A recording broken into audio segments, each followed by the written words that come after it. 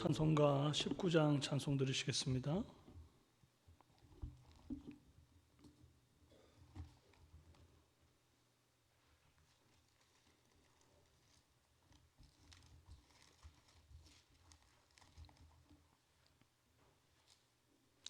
찬송가 19장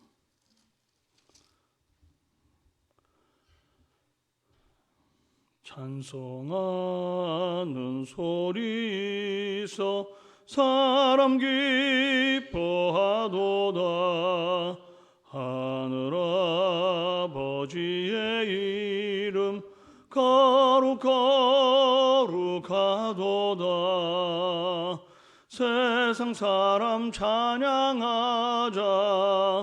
거룩하신 하나님께 할렐루야 할렐루야 할렐루야 아멘. 하나님의 나라 권세 영원토록 있도다. 하나님의 영광 나라 거룩하도다. 하늘 보좌 계신 주님 세상 주관하시도다. 할렐루야 할렐루야 할렐루야 아멘. 하나님의 크신 섭리 그 뜻대로 되도다. 우리 아버지의 뜻은 거룩하도다. 주여 속히 임하셔서 깊은 나를 주옵소서. 할렐루야 할렐루야 할렐루야 아멘. 신앙 고백합니다. 아멘. 신앙 고백드립니다. 나는 전능하신 아버지 하나님 천지의 창조주를 믿습니다. 나는 그의 유일하신 아들 우리 주 예수 그리스도를 믿습니다. 그는 성령으로 잉태되어 동정녀 마리아에게서 나시고 본디오 빌라도에게 고난을 받아 십자가에 못 박혀 죽으시고 장사된 지 사흘 만에 죽은 자 가운데서 다시 살아나셨으며 하늘에 오르시어 전능하신 아버지 하나님 우편에 앉아 계시다가 거기로부터 살아있는 자와 죽은 자를 심판하러 오십니다. 나는 성령을 믿으며 거룩한 공교회와 성도의 교제와 죄를 용서받는 것과 몸의 부활과 영생을 믿습니다. 아멘. 네, 오늘은 열왕기상 1장 28절에서 37절 말씀입니다.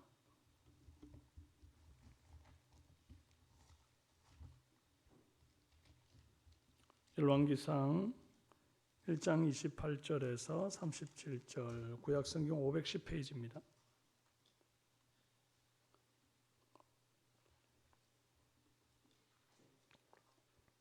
교독합니다. 다윗 왕이 명령하여 이르되 바세바를 내 앞으로 부르라 하매 그가 왕의 앞으로 들어가 그 앞에 서는지라.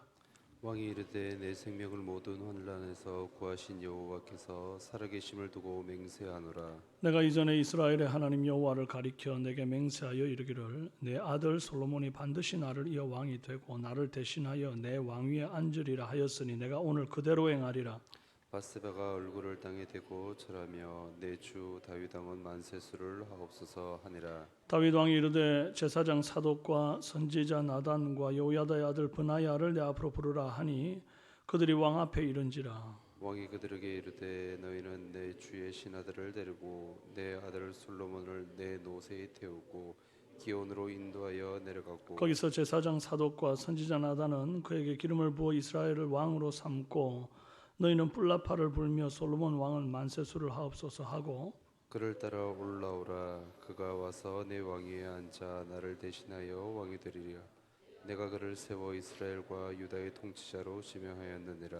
여호야다의 아들 브나야가 왕께 대답하여 이르되 아멘 내 주 왕의 하나님 여호와께서도 이같이 말씀하시기를 원하오며 또 여호와께서 내 주 왕과 함께 계심 같이 솔로몬과 함께 계셔서 그의 왕위를 내 주 다윗 왕의 왕위보다 더 크게 하시기를 원하나이다 하니라. 아멘.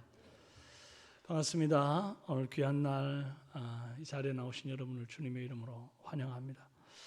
왕의 마지막 임무라는 제목으로 말씀 나누겠습니다. 오늘 말씀은 다윗이 솔로몬을 왕으로 지목하여 공식적인 절차를 거쳐 왕위 즉위식을 거행하도록 지시하는 내용을 담고 있습니다. 어제까지만 해도 다윗은 누워도 따뜻하지 못한 노쇠한 왕, 반역을 꾀하는 아들의 모의를 간파하지 못한 무능한 왕, 제때 왕권을 물려주지 않아서 왕자들끼리 반목하는 단초를 제공한 이기적인 왕의 모습이었습니다. 그런데 밧세바와 나단이 들어와서 이제 정치적 지략과 화술로 솔로몬의 왕위 계승이 정당하다고 이제 다윗을 일깨우니까 다윗이 정신이 번쩍 차려진 겁니다. 나단은 이전에 다윗이 충신 우리아의 아내 밧세바를 범하여 여호와께 범죄했을 때 이 다윗의 범죄와 또 다윗이 앞으로 당할 심판을 가감없이 선포했던 궁정 선지자입니다. 다윗은 나단 선지자를 통한 하나님의 메시지를 아주 뜨겁게 아프게 경험했던 적이 있었기 때문에 어쩌면 오늘 나단이 이 아도니아의 반역과 이런 급박한 상황에도 아무 일도 하지 않는 다윗 왕의 우유부단함을 고발하는 말에 정신이 다시 한번 번쩍 들었던 것 같습니다. 그리고는 빠르게 이제 이 심각한 문제를 타결할 방법과 순서를 생각했지요. 제일 먼저 밧세바를 부릅니다. 그리고는 오래전에 밧세바에게 했던 여호와 앞에서의 맹세를 떠올립니다. 29절에서 30절. 왕이 이르되 내 생명을 모든 환난에서 구하신 여호와께서 살아계심을 두고 맹세하노라. 내가 이전에 이스라엘 하나님 여호와를 가리켜 내게 맹세하여 이르기를 네 아들 솔로몬이 반드시 나를 이어 왕이 되고 나를 대신하여 내 왕위에 앉으리라 하였으니 내가 오늘 그대로 행하리라. 내 생명을 모든 환난에서 구하신 여호와께서 살아계심을 두고 맹세하노라. 그렇게 말했거든요. 그냥 맹세한다가 아니고 다윗은 비록 나이가 들어 노쇠했는데 어려서부터 주님이 다윗의 생명을 모든 환난에서 구해주셨던 그 은혜를 잊지 않고 있는 겁니다. 세월이 아무리 흘러도 하나님이 나를 여러 가지 환난에서 건져주셨던 그 은혜 잊을 수가 없는 겁니다. 양칠 때, 어릴 때죠. 10대 때 곰과 사자로부터 다윗의 생명을 구해주셨고 또 골리앗 앞에서 또 수많은 전쟁터의 적들 앞에서 사울의 창과 추격자들의 칼 앞에서 압살롬의 반역과 그 군사들의 추격 앞에서 하나님은 언제나 다윗을 생명싸개 속에 이렇게 감싸가지고 구해주듯이 그렇게 그 생명을 건져주셨습니다. 그 하나님이 지금 다윗의 노년에 왕위 계승에도 관여하고 계신 거예요. 여러분은 내 생명을 모든 환난에서 구하신 하나님의 은혜를 기억하고 살고 계십니까? 지금까지 지내온 것, 아주 어린 시절부터 여러분의 지금에 있기까지 하나님께서 베풀어 주셨던 은혜들을 기억하고 계시는지요? 어제의 은혜를 기억하는 사람에게 오늘의 새로운 은혜가 또 임하는 줄로 믿습니다. 이제 이 다음에는 제사장 사독과 선지자 나단, 여호야다의 아들 브나야를 부릅니다. 이들은 아도니아 편에서는 왕따가 되었는데 솔로몬 편에서는 천군 만마와도 같은 그런 사람들입니다. 용사들이에요. 요압은 다윗과 젊은 날 이제 오랜 피난살이와 전장의 어떤 그 여러 가지 어려움들을 돌파해 왔던 그런 전우였습니다. 그렇지만 이 요압이라고 하는 군 사령관 되는 사람, 이 다윗 다음으로 이제 실세가 되는 사람인데 능구렁이 같은 자예요. 능구렁이 같은 자. 그래서 자기 이익을 위해서는 왕 몰래, 다윗 왕 몰래 막 이제 자기 마음에 안 든다고 꼭 필요한 사람을 막 죽이기도 하고 그런 충신을 죽이는 그런 사람입니다. 그런데 브나야는 다윗에게도 충성스럽고 솔로몬에게도 충성된 아주 충성된 신진 세력이에요. 군대 장관이면서 용사입니다.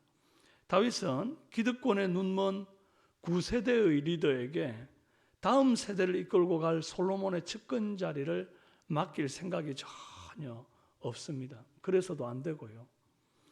그리고 그들에게 이제 다윗의 노새를 내어주어서 솔로몬을 태우고 기온으로 내려가 기름을 붓고 뿔나팔을 불고 솔로몬 왕은 만세수를 하옵소서 외치게 하고 백성들이 뒤를 따라오며 이제 왕위에 앉아 다윗을 대신하여 왕이 되게 합니다.